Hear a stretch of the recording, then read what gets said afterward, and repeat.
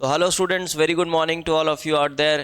So right now we are discussing the very latest paper of JEE Advanced, that is 2024, which was conducted just 2 days back. तो पिछले lecture में हमने first paper का पहला section discuss किया है, साथ ही साथ हम एनालाइज भी करते चल रहे हैं, क्वेश्चन को रेट भी करते चल रहे हैं इजी, मॉडरेट और टफ टाइप्स में। तो फिलहाल अभी तक जो हमने क्वेश्चंस देखे वो इजी के कैटेगरी में ही आ रहे थे। अभी हम डिस्कस करने वाले हैं सेक्शन 2 फर्स्ट पेपर का, वन और more than one correct type problems. Before proceeding, जो भी नए स्टूडेंट्स हमारे साथ जुड़ रहे हैं उनके लिए फिर बताना चाहूँगा कि अगर आप कंप्लीट कोर्सेज केमिस्ट्री के चाहते हैं हमारे साथ, तो आप ChemIIT ऐप इंस्टॉल कर सकते हैं। लाइव डेडिकेटेड क्लासेस चल रही हैं अभी for 2025 students including the droppers. आपको कोर्सेज ऐप पर ही अवेलेबल मिल जाएंगे। इनके जो कोर्सेज हैं वो फिजिकल केमिस्ट्री, इनऑर्गेनिक केमिस्ट्री और ऑर्गेनिक केमिस्ट्री इस तरह से सेपरेटेड हैं। साथ ही साथ 2026 स्टूडेंट्स की मैं बात करूं तो जो भी 10th to 11th moving students हैं जिन्होंने अपनी अभी IIT की जर्नी स्टार्ट करी है, अगर वो अभी प्रिपरेशन स्टार्ट कर रहे हैं तो उनके लिए बहुत ही ज़्यादा हेल्पफुल 27 मंथ्स का कंप्लीट केमिस्ट्री कोर्स है। इसमें आपको सब कुछ मिलेगा, पूरे वीडियो लेक्चर्स लाइव क्लासेस के साथ प्लस रिकॉर्डिंग उसी क्लास की अवेलेबल होती है। स्टडी मटेरियल्स भी आपको सभी इधर ही मिल जाएंगे। हो सकता है एक आध प्रॉब्लम बुक्स रेकमेंड करूँगा लेक्चर्स के दौरान ही, तो वो बात अलग है, बट स्टडी मटेरियल्स भी आपको PDF फॉर्मेट में मिलेंगे। साथ ही साथ जो भी टेस्ट है वो भी मिलेंगे, टेस्ट के डिस्कशन भी आपको मिलेंगे। फिलहाल अभी हम मोल कॉन्सेप्ट हमने कंप्लीट किया है 13 लेक्चर्स में इसमें, और उसमें 2 टेस्ट हमारे हो चुके हैं, एक मेंस लेवल का टेस्ट और एक एडवांस लेवल का टेस्ट। 2 टेस्ट हमने इसमें कंडक्ट करा भी दिया है। तो अभी तो बहुत लंबी जर्नी है, लंबा प्रोसेस है, चलेगा। तो जो भी स्टूडेंट्स हमारे 25 वाले स्टूडेंट्स हैं या फिर 24 वाले स्टूडेंट्स हैं, अगर उनको लगता है कि हाँ यार कोर्सेज सही लेवल के हैं और आपको फ़ायदा हुआ है इससे, तो ज़रूर अपने जूनियर्स को एक बार रिकमेंड ज़रूर करिएगा कोर्सेज को। That will help me a lot. Okay, चलिए तो चलो अब हम डिस्कस करते हैं सेक्शन 2। सो ये है वन और more than one correct type. Atomic structure से ये क्वेश्चन है। अगर आप इसके स्टेटमेंट्स को पढ़ोगे तो आपको खुद समझ में आएगा कि ये कितना डिफिकल्ट है ना। उतना कुछ खास डिफिकल्टी लेवल इस क्वेश्चन की भी नहीं है अगर आप देखें तो। चलिए देखिए, अभी हमको बताना है correct statement for electrons in an atom. Atom में इलेक्ट्रॉन है, ठीक है। तो uncertainty principle rules out the existence of definite paths for electron. ये क्वांटम मैकेनिकल मॉडल की शुरुआत है, हाइजेनबर्ग अनसर्टेनिटी प्रिंसिपल। आपको रिकमेंड करूंगा, अगर आपने मेरे QMM के लेक्चर्स नहीं देखे हैं तो एक बार ज़रूर, YouTube पर ही है, आप प्लेलिस्ट जाकर देखें और 4-5 लेक्चर्स हैं वो ज़रूर देखें आप। उसके बाद आपको एक समझ डेवलप होगी, बहुत अच्छे लेवल पर समझ डेवलप होगी क्वांटम मैकेनिकल मॉडल की।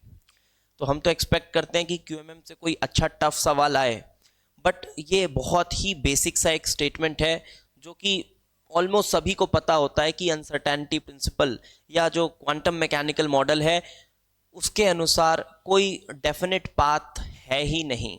कोई डेफिनेट पाथ नहीं है इलेक्ट्रॉन की जो रिवॉल्व कर रहा है। जैसे बोर्स ऑर्बिट की बात होती थी, कि ठीक है न्यूक्लियस है, उसके चारों तरफ इलेक्ट्रॉन रिवॉल्व कर रहा है, बट जो हमारा मॉडर्न मॉडल है क्वांटम मैकेनिकल मॉडल, वो इस बात को रूल आउट करता है। और उसकी शुरुआत कहीं ना कहीं हाइजेनबर्ग के अनसर्टेनिटी प्रिंसिपल से ही होती है, जहां वो मोमेंटम और पोजीशन वाली बात की जाती है कि दोनों चीज़ों को साइमल्टेनियसली एग्जैक्ट एक्यूरेसी के साथ पता कर पाना मुश्किल है, और इस वजह से ये जो डेफिनेट पाथ वाला कॉन्सेप्ट है ये रूल आउट हो जाता है। बहुत बेसिक सा स्टेटमेंट है। So uncertainty principle rules out the existence of definite paths, बिल्कुल ठीक है। And the energy of an electron in 2s orbital is lower than the energy of an electron energy of an electron that is infinitely far away from the nucleus. बात energy की हो रही है। जब आप एनर्जी की बात करते हैं तो आप इस तरह से बात करते हैं।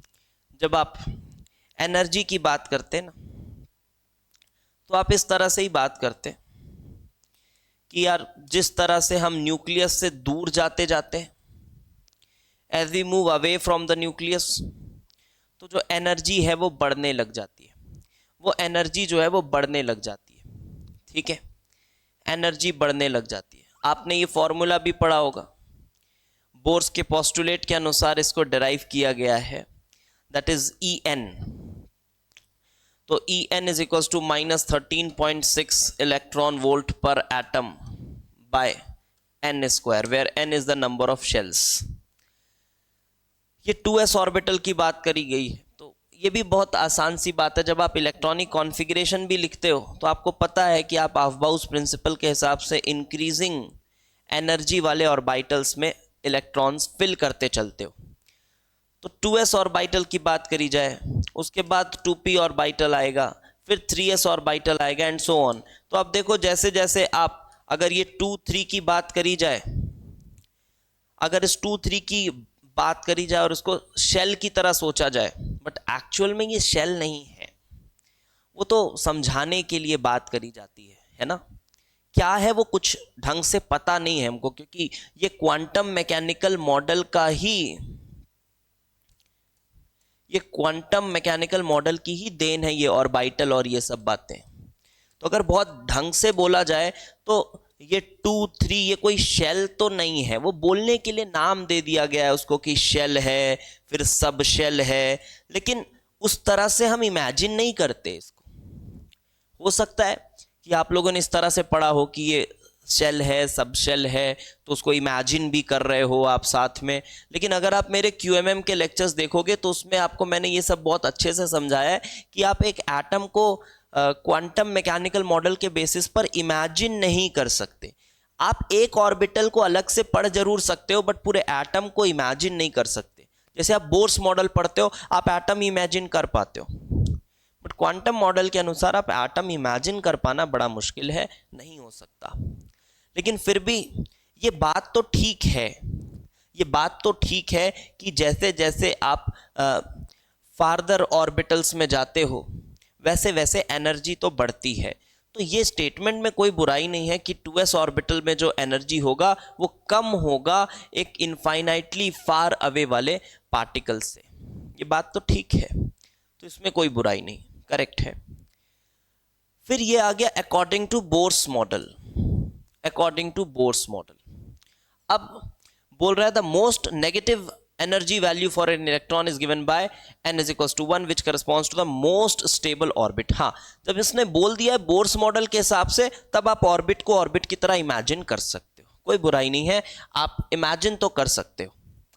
और सही भी बात है, ये मैंने फॉर्मूला आपको बताया इलेक्ट्रॉन वोल्ट पर एटम। तो जब n1 होता है, जब n1 होता है तब En की value -13.6 electron volt per atom होती है।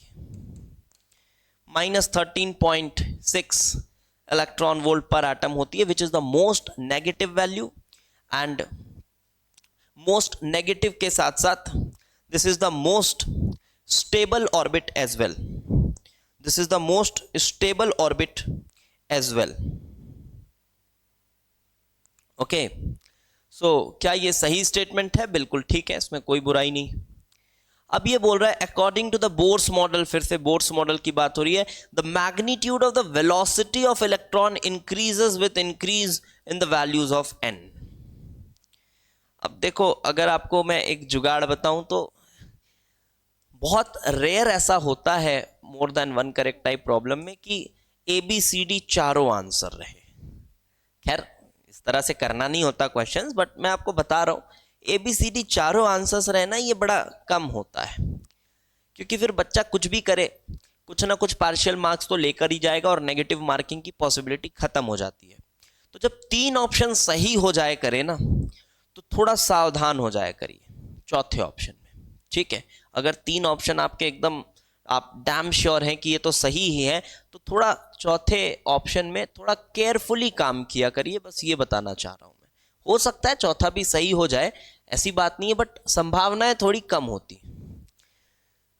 तो magnitude of the velocity of electron, यहाँ वेलोसिटी ऑफ बोर्स ऑर्बिट को डिराइव करने को कहा गया है, तो आपको पता होगा mvr is equal to nh/2π। यहाँ से वेलोसिटी मुझे चाहिए, तो it is nh/2π into mr। और r radius of bourse orbit के लिए क्या रिलेशन है? Radius of bourse orbit is a0 n²/z, ये रिलेशन है। यहां पुट किया जाए अगर, तो आपको Vn मिलेगा क्या?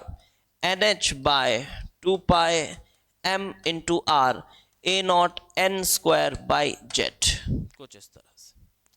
और अब आप देखेंगे ये n कैंसिल हो रहा है, and Vn is inversely proportional to n, number of shell के वो इनवर्सली प्रोपोर्शनल आ रहा है। और सिंस वो इनवर्सली प्रोपोर्शनल है, इसका मतलब ये है कि जैसे जैसे increase in value of N, N की वैल्यू बढ़ेगी, वेलोसिटी कम होने लगेगी इलेक्ट्रॉन की, और इस वजह से ये स्टेटमेंट गलत स्टेटमेंट है। The only correct statements are a, b and c, ये इसका करेक्ट आंसर होना चाहिए। ठीक है, चलिए अब आते हैं ऑर्गेनिक केमिस्ट्री में। और थोड़ा मुझे ऐसा लग रहा है इस पेपर में, जहां तक अभी मैंने पेपर 1 थोड़ा देखा है, कि ऑर्गेनिक केमिस्ट्री कंपैरेटिवली जो पिछले साल की ऑर्गेनिक केमिस्ट्री आई है, उसके पिछले साल की ऑर्गेनिक केमिस्ट्री आई है, ये ऑर्गेनिक केमिस्ट्री उससे कहीं बेहतर है। ठीक, चलिए देखिए। अच्छा, रेट तो करें पिछले क्वेश्चन को, कैसे रेट करेंगे? अब अगर आपने 2 साल ढंग से पढ़ाई करी है, थोड़ी भी ढंग से पढ़ाई करी है, तो आपको खुद समझ आ रहा होगा इसमें क्या ही है। ये देखो, ये statement normal quantum mechanical model Heisenberg uncertainty का स्टेटमेंट है, स्कूल लेवल पे भी पढ़ लेते हो आप इतना। अब ये 2s ऑर्बिटल की एनर्जी कम होती है, आगे वालों की एनर्जी बढ़ जाती है, ये अफबाउस प्रिंसिपल में भी पढ़ते हो। कोई बड़ी बात थी क्या इसमें? कोई बड़ी बात नहीं थी।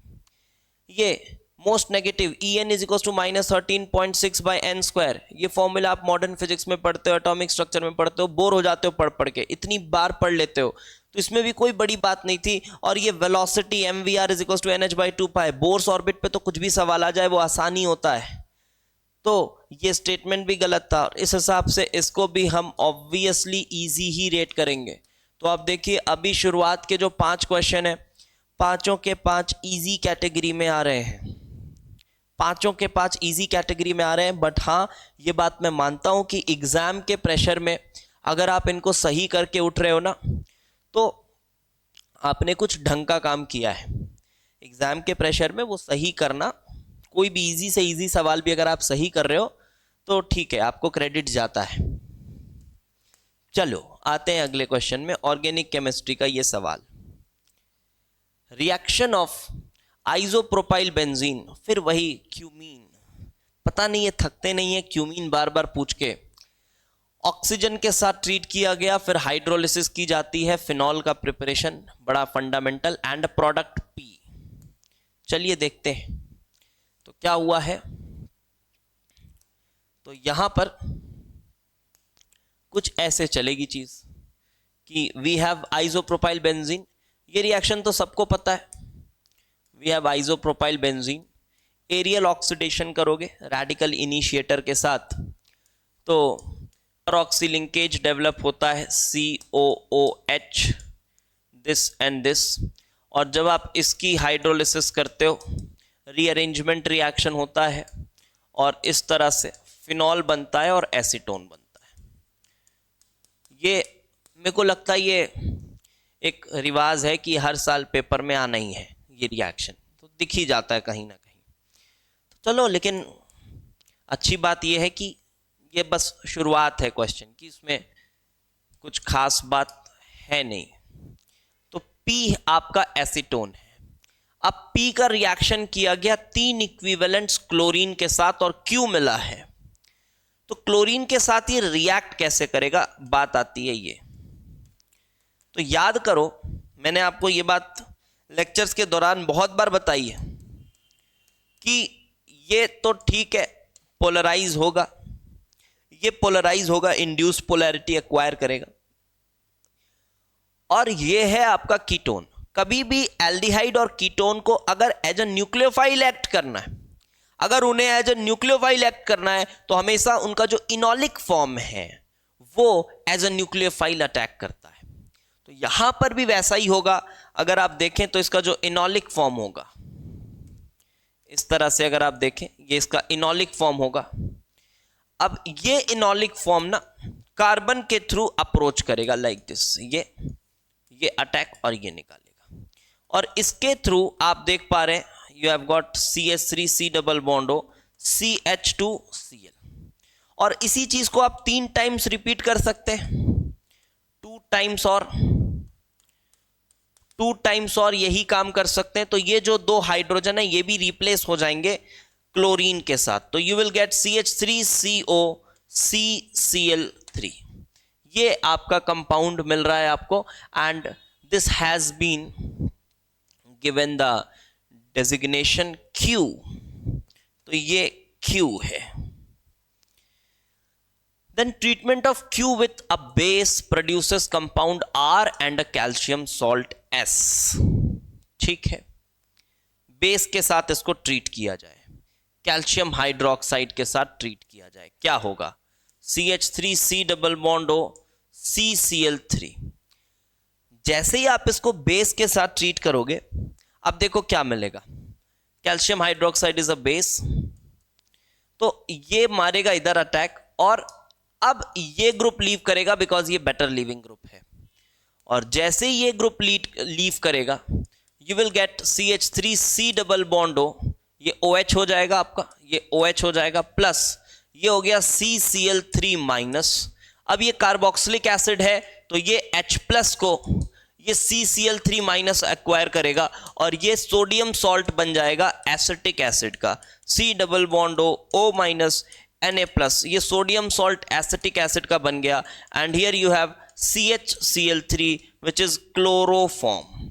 तो यहां आपको क्लोरोफॉर्म बन के मिला है, ये क्लोरोफॉर्म बन के मिला है। तो compound R is chloroform and S is that, अच्छा कैल्शियम सॉल्ट है, not sodium salt, my bad, ये कैल्शियम सॉल्ट है Ca2 plus whole twice, this is the calcium salt and this is the chloroform. Chloroform is named as R and this is S।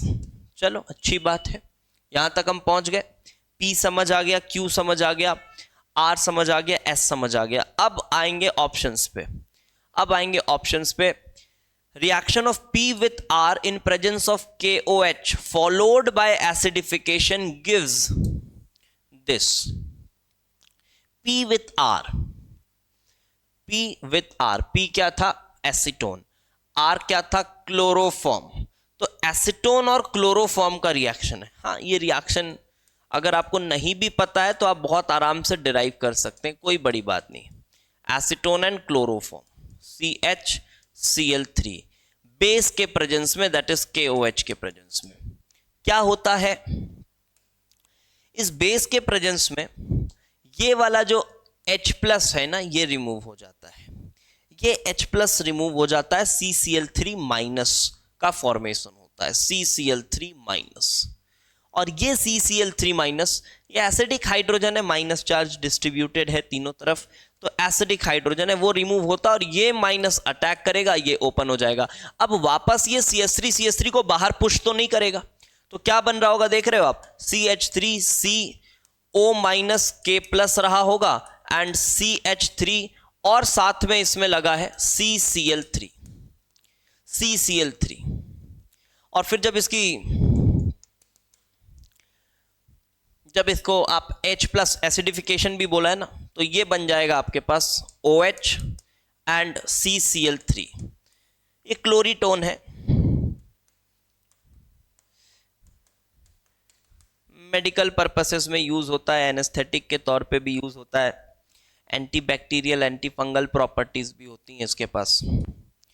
और शायद hypnotic के लिए भी use होता था ये पहले, ठीक है। तो ये कुछ इसके यूजेस हैं। दिस इज क्लोरीटोन, फेमस केमिकल है, और इन्होंने यही बनाया शायद, जी हाँ यही बनाया, फाइन, सही।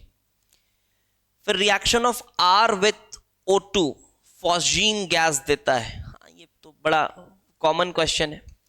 ये सेम स्टेटमेंट हमारी प्रॉब्लम सीरीज में क्वेश्चन था, वहां पर ये सेम स्टेटमेंट यूज किया था हमने, ठीक। जो बच्चों ने किया है वो उनको याद होगा, था ये प्रॉब्लम सीरीज में ये क्वेश्चन, ये स्टेटमेंट ही यूज किया था। क्लोरोफॉर्म, ये एक फैक्चुअल रिएक्शन है, COCl2 एंड HCl ये निकलता है। तो this is phosgene gas, poisonous होती है, ठीक, पॉइजनस होती है क्लोरोफॉर्म। जब एक्सेस ऑक्सीजन या लाइट के प्रेजेंस में एक्सेस ऑक्सीजन के साथ रिएक्ट कर लेता है तो फॉस्जीन में कन्वर्ट हो जाता है। जानलेवा है ये गैस अगर ज़्यादा अमाउंट में दिया जाए तो बी सही है, हाँ बी भी ठीक है, ए बी दोनों सही है। Q reacts with aqueous NaOH to produce this and this. Q क्या था, हाँ CCl3 लगा हुआ था। अब आप देखो एक्वस NaOH के साथ अगर ये रिएक्ट करेगा, ये है एक्वस NaOH के साथ रिएक्ट करेगा, तो क्या कुछ ऐसा हो जाएगा। ये क्या कराया है पता नहीं, कुछ ये डिस्प्रपोर्शनेशन सा करा दिया है ना, ये कुछ गंदा सा कैनिजारो रिएक्शन कराया है शायद, जो कि असंभव है, होना नहीं है। जब इसमें आप बेस डालोगे ना तो एल्डोल वेल्डोल भी नहीं होता, सीधी सी बात है। क्या होना है, जब ये लीविंग ग्रुप बैठा हुआ है ना यहाँ CCl3, तो OH- यही प्रेफर करेगा, अटैक करके CCl3 को बाहर करेगा। ये CCl3 को बाहर करेगा और आपको बनाकर देगा ये CH3C double bond O- Na+, ये कुछ ऐसा बनाकर देगा। और CCl3 आपका CCl3- इस तरह से बाहर होगा। हो सकता है वो एक्वस NaOH वो H+ ले ले, क्लोरोफॉर्म बन जाए, ये क्लोरोफॉर्म बन जाए, वो ठीक है। जो ऊपर हमने किया ना ये ऐसा होना है, ये बकवास है। इन्होंने कुछ कैनिजारो रिएक्शन सा कराया है, पता नहीं क्यों, बट इसमें तो गलती नहीं करेंगे बच्चे, ठीक। और तो कुछ इसमें खास बात तो नहीं दिख रही है, यही है एक्वस NaOH का क्यू यही था ना, कंपाउंड क्यू, हाँ क्यू तो यही था। तो बेस अटैक करेगा तो यही होना है, बेस अटैक करेगा तो यही होना है, इसमें और कुछ खास नहीं है। इन्होंने कैनिजारो कराया है जो कि गलत है, नहीं हो सकता, रॉन्ग मार्क कर लेते हैं इसको।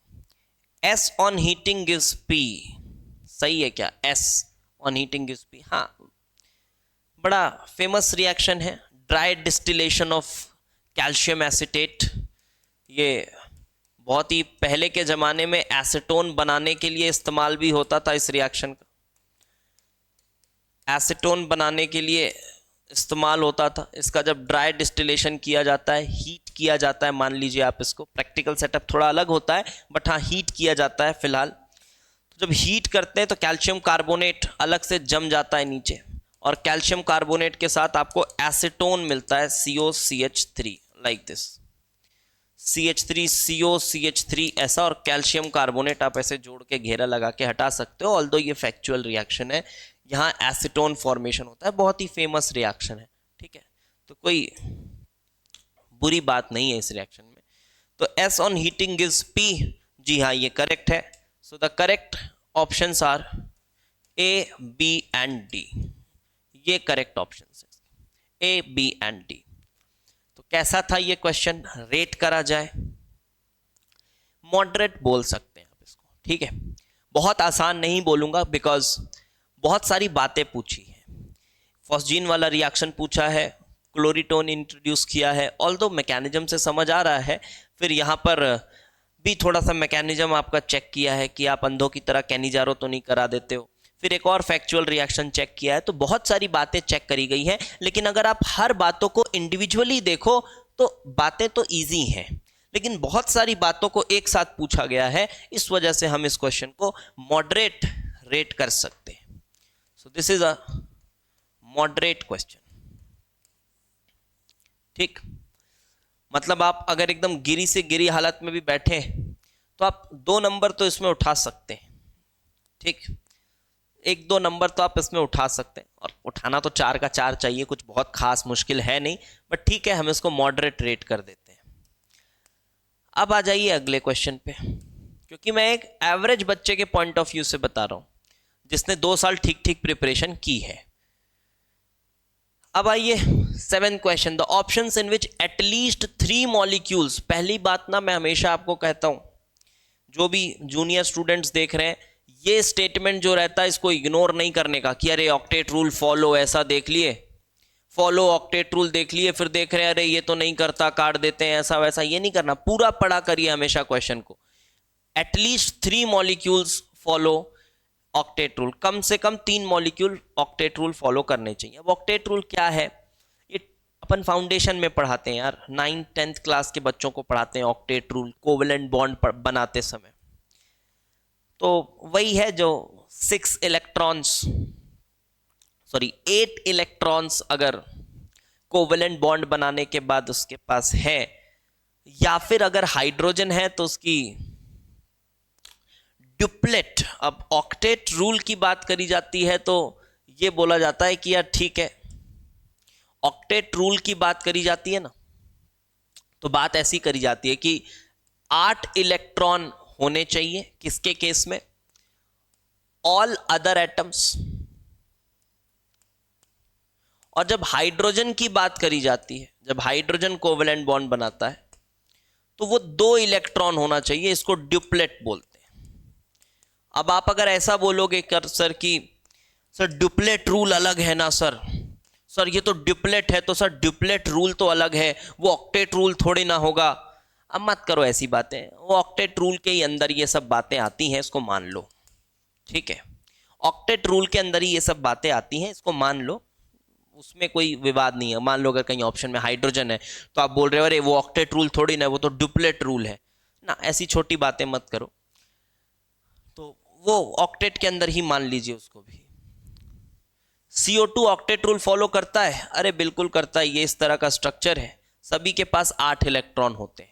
C2H4 करता है, बिल्कुल करता है, C2H4। जो भी सेकेंड पीरियड के एलिमेंट्स आपको दिखेंगे, except a few like boron and all, और कहीं ऑड इलेक्ट्रॉन स्पीशी आ गई, उनको छोड़ के सभी फॉलो कर लेते हैं सेकंड पीरियड वाले। तो ये करता है, हाँ देख लीजिए सभी के पास 8 इलेक्ट्रॉन ही है। हाँ फिर वही मत बोलना सर हाइड्रोजन के पास तो 8 इलेक्ट्रॉन नहीं है, वो मैं मान के चल रहा हूं कि वो जो ड्यूप्लेट कंप्लीशन वाली बात है वो भी ऑक्टेट रूल के अंदर ही आती है, ठीक, वो भी ऑक्टेट रूल के अंदर ही आती है। अब अगर इसमें कुछ और आंसर रिलीज हो गया ये बोल के अरे ये ऑक्टेट थोड़े न है, तो ये फिर थोड़ी अच्छी बात नहीं होगी। तो ठीक है, C2H4 फॉलो कर रहा है, हाँ कर रहा है ऑक्टेट रूल। एनो नहीं कर रहा है, ऑड इलेक्ट्रॉन कभी नहीं कर सकता ऑक्टेट रूल फॉलो, कहीं ना कहीं एक ऑड इलेक्ट्रॉन रह ही जाएगा। एनो एक ऑड इलेक्ट्रॉन स्पीशी है। HCl की बात करी जाए, हाँ ठीक है, फिर देखो वही हाइड्रोजन है, ड्यूप्लेट कंप्लीट है, क्लोरीन का ऑक्टेट कंप्लीट है, ऑक्टेट रूल वॉयलेट तो नहीं हो रहा है क्योंकि उसमें ड्यूप्लेट इंक्लूड किया जाता है। तो ये भी फॉलो कर रहा है, ये भी फॉलो कर रहा है, ये भी फॉलो कर रहा है, तो सही बात है, एटलीस्ट 3 तो कर रहे हैं। और जब आप NO की बात करेंगे, आप लुईस डॉट स्ट्रक्चर बनाते हैं NO का, आप ये पाते हैं कि कहीं ना कहीं ऑड इलेक्ट्रॉन छूट रहा है, कहीं ना कहीं ऑड इलेक्ट्रॉन छूट रहा है। ऑक्सीजन के आप ऐसे लेते हैं कि हाँ 6 वैलेंस इलेक्ट्रॉन है, नाइट्रोजन के आप लेते हैं 5 वैलेंस इलेक्ट्रॉन है, फिर 11 इलेक्ट्रॉन यूज करके आप बॉन्ड्स बनाते हैं, तो आप पाते हैं ये आपने 1 2 3 4 5 6 इलेक्ट्रॉन यूज कर लिए, फिर आप ऑक्टेट कंप्लीट करते हैं। इस तरह से नाइट्रोजन की ऑक्टेट कंप्लीट है, ऑक्सीजन के लिए आप ऐसे करते हैं, तो ये 10 हो गए और 1 इलेक्ट्रॉन 11, तो देख सकते हैं आप एक ऑड इलेक्ट्रॉन रह गया। तो ऑक्टेट रूल कभी फॉलो हो ही नहीं सकता अगर आपके पास कोई ऑड इलेक्ट्रॉन स्पीशीज है तो। NO2 again odd electron species है, NO2 is a odd electron species, एक ऑड इलेक्ट्रॉन N पर रह जाता है। ये बहुत ही फेमस स्ट्रक्चर्स है यार, मतलब जो एकदम बेसिक आप शुरू में सीखते हो। लुईस डॉट स्ट्रक्चर, आप मेरी केमिकल बॉन्डिंग के लेक्चर्स देखिएगा जो यूट्यूब पर अवेलेबल हैं, शुरू के 2-3 लेक्चर्स में ही ये सभी स्ट्रक्चर्स आपको पढ़ा दिए जाते हैं, ये इतने बेसिक हैं, ठीक है। तो NO2 ना, ओजोन, हाँ ओजोन की बात करी जाए तो वो फॉलो करता है ऑक्टेट रूल को, इस तरह से उसका स्ट्रक्चर होता है। ये सभी के ऑक्टेट कंप्लीटेड है, तो ठीक बात है। ये HCl अभी बोला मैंने, ठीक है, लेकिन H2SO4 को जब आप देखोगे तो वो थोड़ा सा हाइपर वैलेंट हो जाता है सल्फर। अगर इसका एक्चुअल स्ट्रक्चर देखा जाए H2SO4 का, तो सल्फर बिकॉज वो थर्ड पीरियड एलिमेंट है तो वो एकोमोडेट कर सकता है मोर देन 8 इलेक्ट्रॉन्स, और इस हिसाब से मैं बोलूं तो वो ऑक्टेट रूल तो फॉलो नहीं कर रहा है, वो ऑक्टेट रूल तो फॉलो नहीं कर रहा है, गलत बात है। तो ठीक, तो दो चीजें गलत हो गई, एटलीस्ट 3 आपको चाहिए था, so this is not the correct choice. फिर इधर आ जाओ, यहां तो BCl3 आ गया भाई। अब BCl3 तो कभी नहीं फॉलो कर सकता बिकॉज ये तो हाइपोवैलेंट होता है, ये तो बैक बॉन्डिंग वगैरह से थोड़ा स्टेबलाइज्ड रहता है। बट अगर आप ऑक्टेट रूल की बात करें तो बोरॉन हाइपोवैलेंट है, 6 ही इलेक्ट्रॉन इसके पास है, 6 ही इलेक्ट्रॉन इसके पास है, नहीं करता, ये भी फॉलो नहीं करता। NO बता दिया नहीं करता, ये भी नहीं करता, H2SO4 अरे कोई नहीं करता इसमें, तो ये बिल्कुल गलत ऑप्शन है। देन आ जाओ, CO2 करता है, हाँ करता है। BCl3 नहीं करता, O3 करता है, बिल्कुल करता है। C2H4 करता है, बिल्कुल करता है। तो ये D भी आपका एक करेक्ट चॉइस हो जाएगा, करेक्ट चॉइस हो जाएगा। तो इस हिसाब से A एंड D इस क्वेश्चन का करेक्ट चॉइस होने वाला है। अगर आप देखो हाइड्रोजन के डुप्लेट को देख के अगर आपको वो लग रहा है तो फिर तो कोई आंसर होगा ही नहीं, क्योंकि इसमें भी देखो हाइड्रोजन का डुप्लेट आ गया तो ये कैंसिल हो जाएगा, तो वो सोचना ही नहीं है। और यहां भी देखो आप हाइड्रोजन का डुप्लेट वाला केस आ गया तो ये भी फिर नहीं होगा, तो फिर तो कोई ऑप्शन ही नहीं सही होगा, तो ऐसा तो नहीं हो सकता। इस वजह से correct answer is A and D। और वो रूल में मेंशन भी रहता है, हाइड्रोजन के लिए लिखा रहता है कि for hydrogen it is duplet not the octet. Okay, तो ये रहे आपके 3 क्वेश्चंस। और इसको कैसे रेट करेंगे? अरे यार इजी नहीं बोलोगे तो क्या बोलोगे इसको, बताओ? ये इजी ही है, सच में इजी है, इसमें कुछ भी नहीं था। सिंपल, आप मेरी केमिकल बॉन्डिंग के जाओ, शुरू के 3 लेक्चर या 2 लेक्चर देख लेना, उसके बाद ही बन जाएगा ये सवाल। तो जब इंट्रोडक्टरी लेक्चर्स देखकर अगर एडवांस का कोई सवाल बन रहा है तो एडवांस के लेवल पे तो ये आसान ही है, ठीक है। तो ये भी जो सेक्शन था ये भी बहुत हद तक डुएबल था। 12 मार्क्स थे इस सेक्शन में, 12 मार्क्स थे इस सेक्शन में, 4 मार्क्स के 3 क्वेश्चंस। और जो बच्चा ठीक से प्रिपरेशन करा है और